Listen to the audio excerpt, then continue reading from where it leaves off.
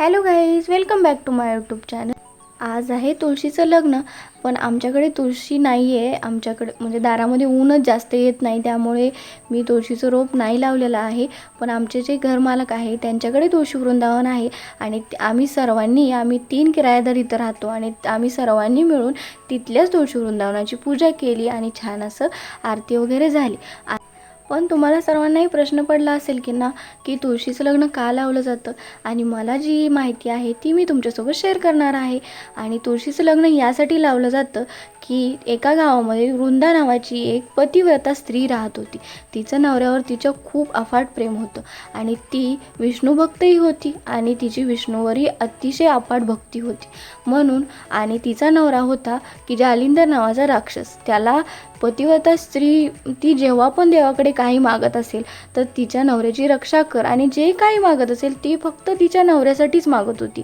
त्याची रक्षा कर, तू त्याला सुखी ठेव, त्याला जास्त शक्ती दे, तो सुखी राहू दे.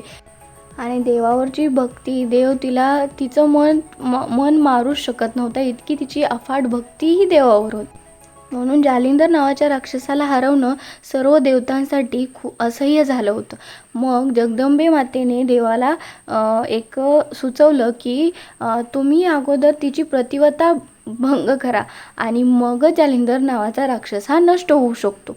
आणि ह्याची खरी शक्ती ही त्याची पत्नी आहे, म्हणून तिच्या अगोदर एकनिष्ठता भंग झाली पाहिजे.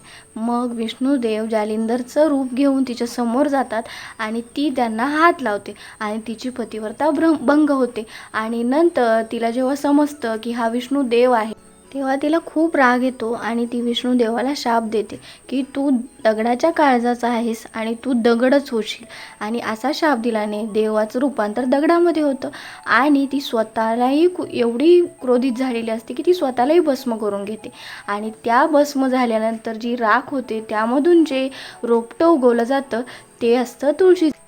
म्हणून तेव्हापासून प्रायचित्त म्हणून देवाने जे ते तुळशीचं रोपटं आहे त्याची मंजुळा आणि त्याच्या पानांचा हार विष्णुदेवाला चढवला जातो. आणि याच्यातील ही तुळशी म्हणजेच जी लक्ष्मी मातेचं रूप आहे असं म्हटलं जातं.